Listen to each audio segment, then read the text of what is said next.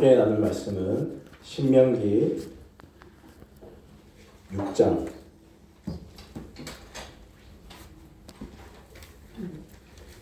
4절에서 15절까지 말씀입니다.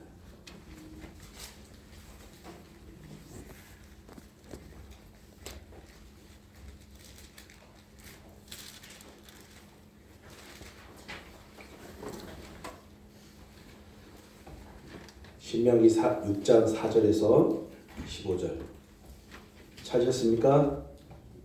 네, 그러면 제가부터 한 절씩 교독해서 말씀 분석합니다. 이스라엘아 들으라. 우리 하나님 여호와는 오직 유일한 여호와이시니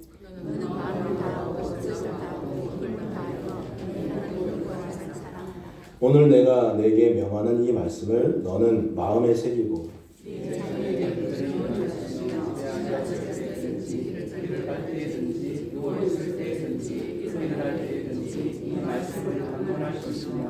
너는 또 그것을 내 손목에 매어 기호를 삼으며 내 미간에 붙여 표로 삼고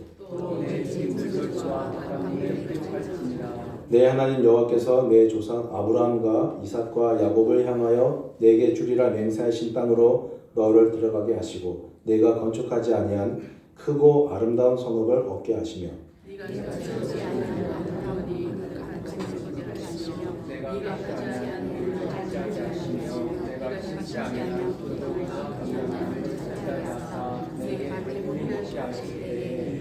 너는 조심하여 너를 애굽 땅 종되었던 집에서 인도하여 내신 여호와를 잊지 말고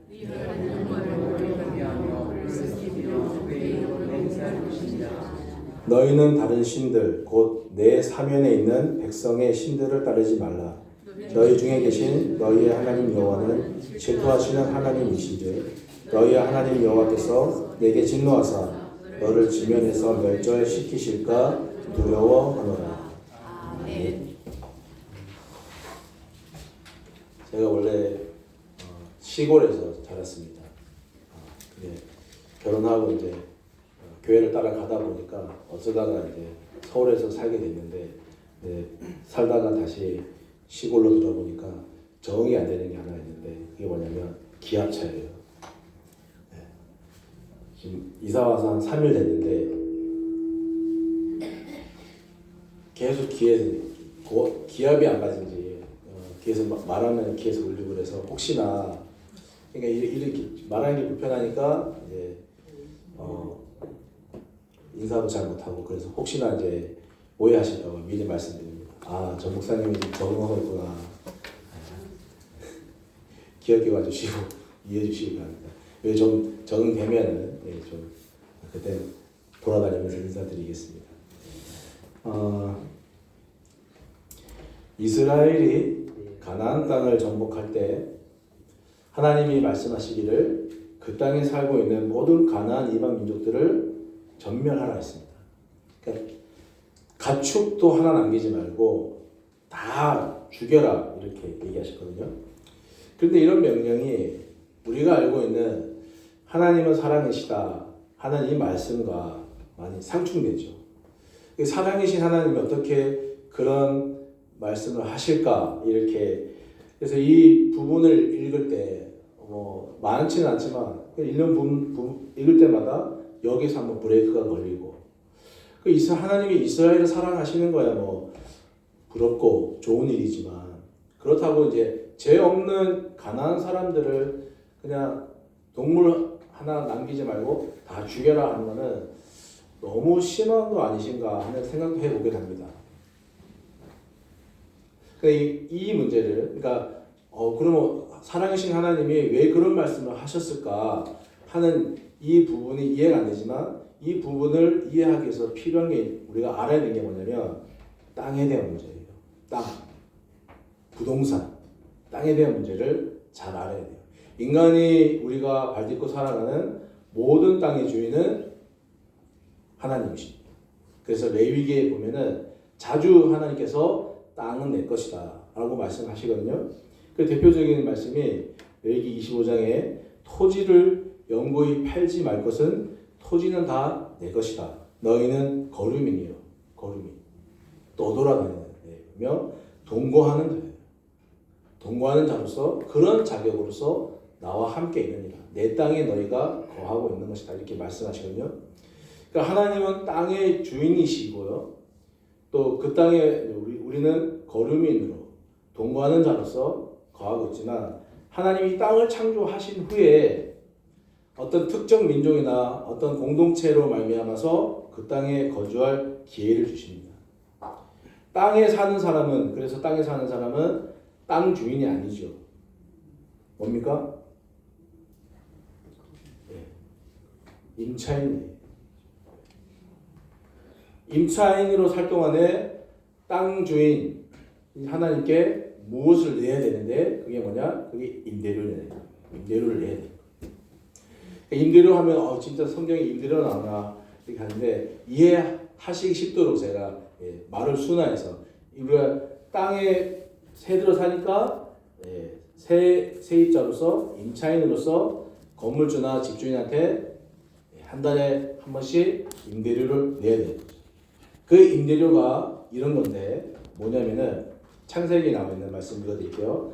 이게 세 번역으로 제가 쉽게 말씀드리겠습니다. 내가 아브라함을 선택한 것은 아브라함 그가 자식들과 자손을 잘 가르쳐서 나에게 순종하게 하고 옳고 바른 길을 하도록 가르치라는 뜻에서 한 것이다. 그의 자손이 아브라함에게 배운 대로 하면 나는 아브라함에게 약속한 대로 다 이루어 주겠다. 이게 우리가 내야 될 임대료입니다. 이 임대료를 히브리 개념으로 좀 바꿔서 말씀드리면 하나는 미시파트라는 거고 하나는 체다카라는 거예요. 제다카라는 개념인데 미시파트는 뭐냐? 법이 실현되는 사이에요. 법이 실현되는 거. 막 죄지은 사람이 가서 막 형벌받고 그런 법이 아니라 보통 사회에서는 힘이 있고 강한 사람들은 아무리 큰 죄를 범해도 능력 있는 변호사를 고용해가지고 이렇게 법망을 다 피해 나갑니다. 누가 그렇게 대신 또 피해 나가지 못하고 억울하게 또 벌을 받습니까? 힘 약하고 없는 사람, 누구에게 호소할 데도 없는 사람들이 또 그렇지 못하게 또 법의 심판을 받는데 이것은 하나님께서 원하시는 사회가 아니라는 거예요.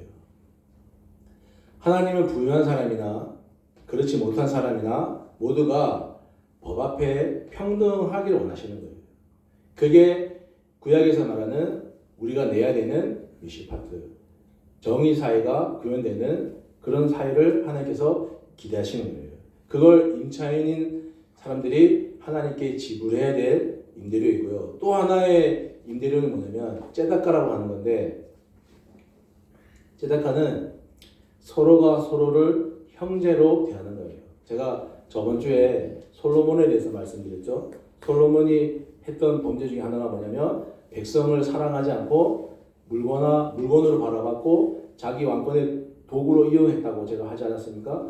솔로몬은 하나님이 이스라엘 백성들을 출애굽해서 가나안 땅에 자유민으로 갖다 놨는데 거기 솔로몬이 그 사람들을 다시 종으로 만들어버린 거예요. 자기 왕권을 위해서. 그러니까 하나님이 애굽에서 출애굽시켜서 자유인으로 가나안 땅에 갖다 놓은 사람들을 이 솔로몬은 이스라엘에서 누구냐? 작은 또 다른 바로가 되어버린 거예요. 그게 가장 큰 범죄였어요. 그러니까 백성을 백성답게 형제로 대하지 않은 것. 그런 사회가 안 이루어지게 만든 것. 그게 솔로몬이 가장 저지른 큰 죄악이거든요. 사람들이 폭력을 행사하거나 사기를 치는 까닭은요. 상대방을 자신과 아무런 상관없다라고 남이다라고 생각하기 때문이에요. 그냥 만약에 자기 식구라고 생각한다 그러면 상대방한테 그런 행동을 할 수는 없겠죠. 예를 들어서 우리 집에 쌀가마니가 이만큼 쌓여 있어요. 근데 이웃집에 보니까 일주일 동안 굴뚝에 연기가 안 나요. 그러면은 우리 집에 있는 쌀가마니를 이웃집에 그냥 주는 거예요. 그게 뭡니까? 그게 제다카예요. 그게 서로가 서로를 형제로 대하는 그 사회가 형성되는 거. 그게 우리가 내야 되는 임대료예요. 그게 미시파트와 제다카를 그 가나안 땅에 살고 있는 임차인들이 하나님께, 땅에 살고 있는 사람들이 하나님께 내야 될 그런 임대료란 말이에요. 이스라엘은요, 아기가 태어나면 부모가 아이를 눈도 못 뜬 아이를 그때부터 교육을 합니다. 하나님이 우리를 저 애굽에서 출애굽하게 하셔서 지금까지 우리를 도와주셨다. 그러니까 우리도 누군가를 이웃을 도와야 한다면서 그 눈도 못 뜬 아이의 손에다가 동전을 딱 지게 같이 쥐고요. 째다카라고 하는 정신이 있던 저금통에다가 그 저금통을 뭘로 만들었냐면 주물로 만든 거예요. 그러니까 딱 넣으면 동전이 딱 떨어지면 뭔 소리가 날까요? 뭔가 소리가 찌르르 나겠죠. 그렇게 태어난 날부터 그 13세 성인식 할 때까지 부모가 아이를 교육시킨 거예요. 하나님이 우리를 도우셨다. 너도 남을 도와야 한다면서. 그렇게 가정마다 째다카를 이렇게 해서 아이에게 거기다 계속 넣게 만드는 거예요. 저금하게 만드는 거예요. 그렇게 모인 째다카가 얼마나 많겠습니까? 째다카가. 그 째다카를 어디에 썼느냐? 우리나라 대학생들은 대학 생활 하는 동안에 대학생활 마치고 사회에 진출할 때 뭐가 됩니까? 대학생활 다 마치고 사회에 진출할 때 빚쟁이로 출발. 맞잖아요. 대학 등록금에 또 뭐 여러 가지 빚이 있겠죠. 빚쟁이로 출발하는데 이스라엘은 그렇지 않아요. 이스라엘은 그 모인 째다카를 누군가인지도 모르는 사람에게 등록금을 쓰라고 주는 거예요. 헌납하는 거. 그러니까 가장 저급한 째다카는 주는 사람도 알고 받는 사람도 아는 째다카고, 가장 훌륭한 째다카는 누가 준지도 모르고 누가 받은지도 모르는 그런 째다카가 실현된 그런 째다카 정신의 나라를 하나님이 그 나라 사람들이 지금도 하고 있는 거죠. 교회가 만약에 이렇다면, 교회가 만약에 이렇게 살아간다면, 우리가 낮예배도 말씀드렸듯이 하나님의 나라가 우리 이 땅 가운데 실현되는 게 조금 더 빠르지 않겠습니까? 그러니까 이런 미시파트와 째다카라는 임대료를 지불하면 땅 주인이신 하나님이 임차인들로 하여금 그 땅에 계속 살게 하시거든요. 그런데 이거를 반대로 임차인들이 이 임대료를 째다카와 미시파트라고 하는 것을 일상 가운데, 제가 보니까 항상 기도할 때 우리 주보에도 적혀 있지만 교회뿐만 아니라 교회 밖을 나가서도 이 땅 가운데 하나님의 나라를 실현하는, 그를 증거하는 사람으로 우리 광덕 가족들이 되자라고 주보에 놓고 기도를 하는데, 그걸 실현하지 못하면 뭡니까? 임대료를 내지 못하는 꼴이 되는 거예요. 그 임대료를 내지 못하면은 땅 주인이신 하나님이 임차인들에게 야, 임대료가 체납되었다. 임대료를 내거라 하면서 누구를 보내요. 그 임대료가 체납되었다고 경고하러 오는 사람들이 누구냐? 그 사람들이 예언자예요. 예언자들을 보내서 이게 계속 임대료가 체납되면 하나님의 심판을 피할 길이 없다. 너희가 이 땅에서 쫓겨날 것이다. 임대료를 지불해라. 계속해서 예언자들을 보내서 그렇게 말씀하시거든요. 그런데 예언자들이 경고를 듣고도 임대료를 지불하지 않으면 하나님이 그 오랜 세월 동안 임대료를 체납한 임차인들을 어떻게 합니까? 그 땅에서 쫓아내는 거예요. 그리고 쫓아낸 다음에 새로운 임차인들을 그 땅에다가 거주하게 하십니다. 여기까지가 이제 하나님이 가나안 땅, 이스라엘을 가나안 땅에 들어가게 하셨을 때 왜 그 땅에 있는 사람들 다 죽이라고 하셨을까? 그것을 땅에 관한 이해로 먼저 보고 이제 말씀을 들어보고자 합니다. 자, 여기까지 이해하시고 다시 한번 들어보세요. 가나안 정복 전쟁. 그러니까 이스라엘들이 출애굽해서 가나안 땅에 들어가는 때까지의 여러 민족들하고 싸우고 또 가나안 땅에 살고 있는 사람들을 싸우면서 그들을 하나님의 명령대로 다 진멸하고 하는 이 전쟁은 이스라엘을 가나안 땅에 살기 위해서 아무 죄도 없는 아모리 일곱 족속을 그냥 다 몰아내고 전멸시킨 그런 일이 아니라는 거예요. 그럼 뭐냐? 아모리 일곱 족속에게 이스라엘 사람들이 가나안 땅에 들어가기 전에 가나안 땅에 누가 살고 있었죠? 아모리 일곱 족속이 살고 있었어요. 하나님이 이미 오랜 세월 동안 그 아모리 일곱 족속을 가나안 땅에 살도록 거주할 수 있도록 기회를 주셨습니다. 그런데 그 사람들이 하나님 앞에 성실하게 매달 매월 임대료를 지불하지 않았습니다. 그래서 하나님이 다양한 사건들과 다양한 사람들을 통해서 그들에게 임대료를 지불해라 하고 경고하셨는데 그 사람들이 끝까지 임대료를 지불하지 않았습니다. 그래서 하나님이 아모리 사람들을 쫓아내고 새로운 임차인으로 누굴 들이신 거예요? 이스라엘을 가나안 땅에다가 들이게 하신 거예요. 자, 보세요. 창세기 15장에 이런 말씀이 있어요. 주께서 아브라함에게 말씀하셨습니다. 너는 똑똑히 알고 있거라. 너의 자손이 다른 나라에서 나그네 살이를 하다가 마침내 종이 되어서 400년 동안 괴로움을 받을 것이다. 그러나 너의 자손을 종살이하게 한 그 나라를 내가 반드시 벌할 것이며 그 다음에 너의 자손이 재물을 많이 가지고 나올 것이다. 그러나 너는 오래오래 살다가 고이 잠들어 묻힐 것이다. 너의 자손은 4대째가 되어서야 이 땅으로 돌아올 것이다. 그리고 여기 잘 들어보시죠.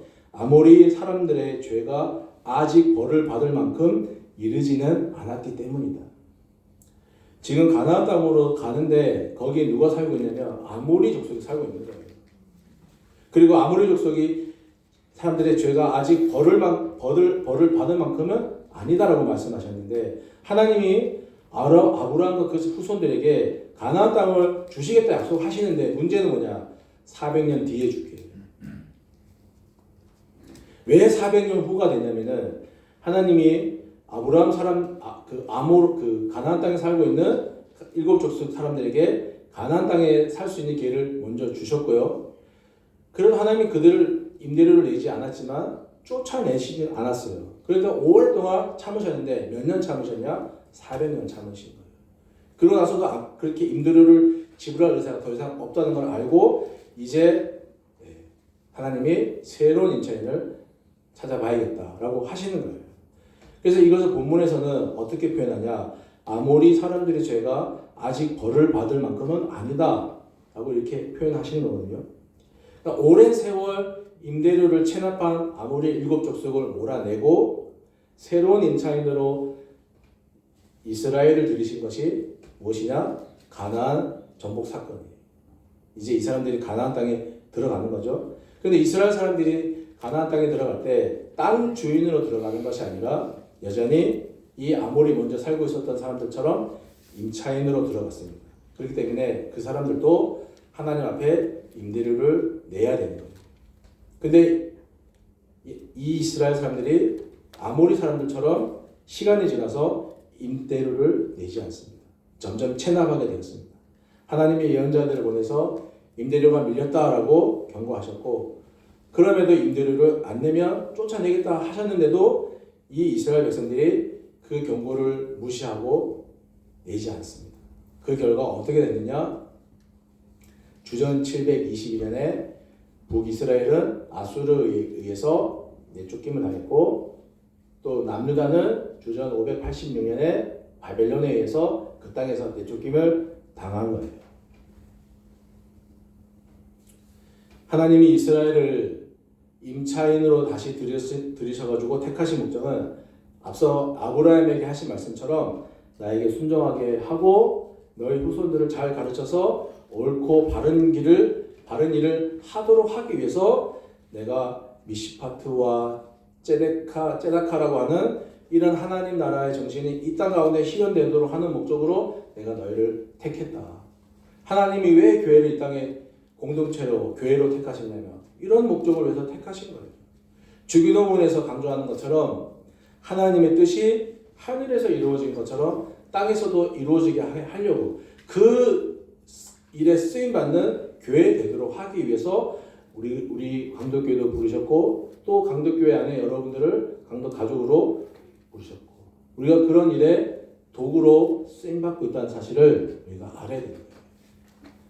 똑같은 목적으로 하나님이 우리 강덕 공동체를 교회로 불러주신 겁니다. 많은 신앙인들이 이 신앙을 가질 때 목적이 뭐냐면 내가 예수 믿고 이 땅에 죽고 난 후에 천국에 가는 것으로만 생각합니다. 그 대단히 중요한 거예요. 그거 맞아요. 틀린 게 아니에요. 대단히 중요한 겁니다. 그런데 그것만은 아니라는 거예요. 주님께서 가르쳐 주신 주기도문 속에 하나님이 각 교회를 부르신 목적이 있습니다. 하나님의 뜻이 하늘에서 이루어진 것처럼 이 땅에서도 온전히 이루어지게끔 하는 데 있는 거예요. 우리가 주일날 모여서 예배드리고 여기에서 받은 은혜와 성령이 우리와 함께 하심에 그런 확신과 믿음을 가지고 다시금 세상에 나가서 그 힘과 얻은 은혜를 가지고 우리가 교회뿐만 아니라 저 바깥 세상에서도 하나님의 나라를 실현해 가려고 하는 목적으로 우리를 교회로 부르시고 공동체로 묶어주신 겁니다. 그리스도의 이 몸된 교회를 정말 아름답게 그리고 건강하게 읽어냄으로써 하나님이 오늘날에도 우리 가운데 이 역사 가운데 살아 역사하신다는 사실을 증거하게 하시려고 그리스도의 피값으로 교회를 이 땅 가운데 세우셨는 줄 믿습니다. 그럼 제가 한번 여쭤볼게요. 우리는 임대료 잘 내고 있습니까?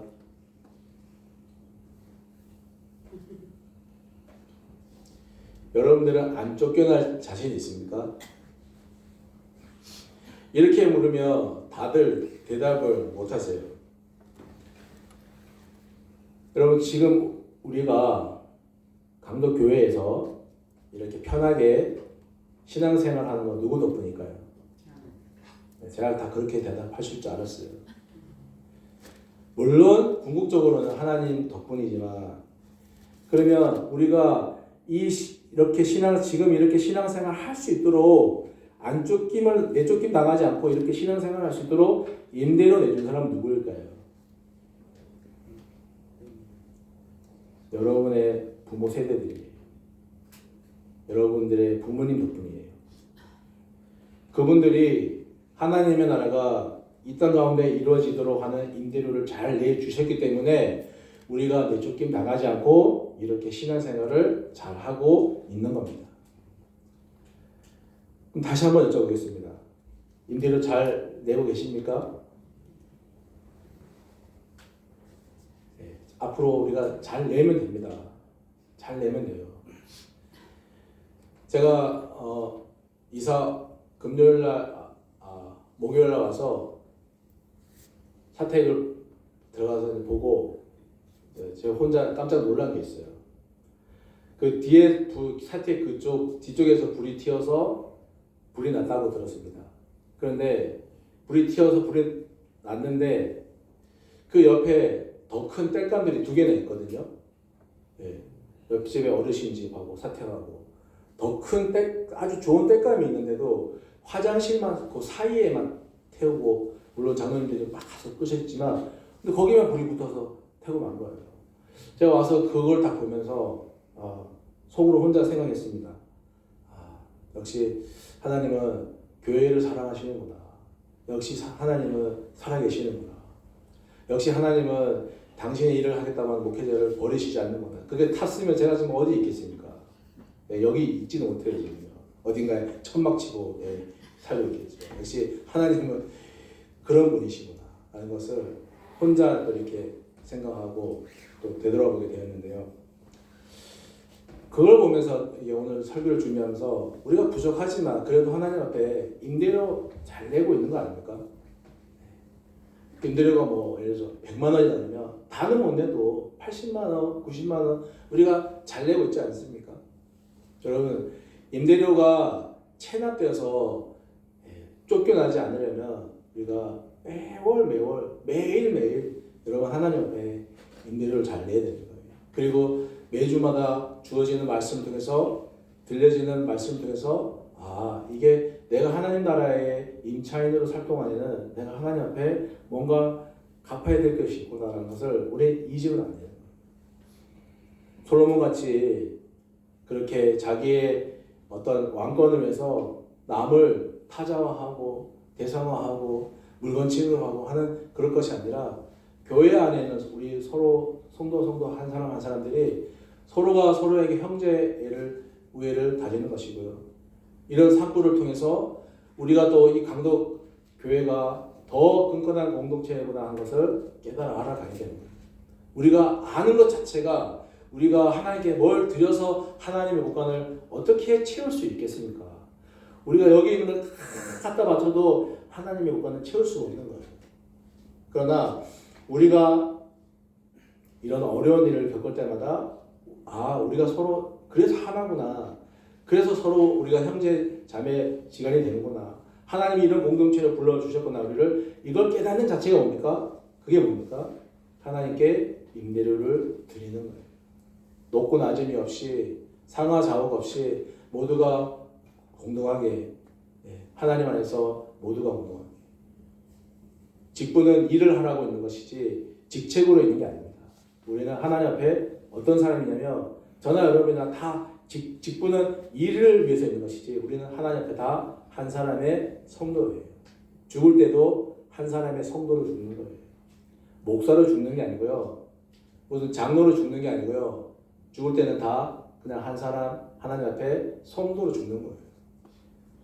그러한 정신을 여기서 우리가 서로 간에 확인하고 여기서 얻은 그런 하나님의 은혜와 성령이 우리와 함께 하심의 확신을 가지고 이 문을 나가서 여러분의 일상에 돌아가서 여러분의 일상에서 또 그것을 누군가에게 전해주고 여러분이 봐라 내 삶을 봐라 그러지 않느냐라고 보여주실 수 있어야 돼요. 그러면 우리는 하나님 앞에 임대료 잘 내는 거예요. 임대료 빌리지 마시고 다달이 집을 잘 하셔가지고 여러분이 지금 살고 있는 영적인 땅에서 멸쫓김 당하지 마시고 하나님 땅에서 오래도록 행복하게 사시기를 주님의 이름으로 축복합니다. 우리 찬송가 436장 함께 찬송드리겠습니다.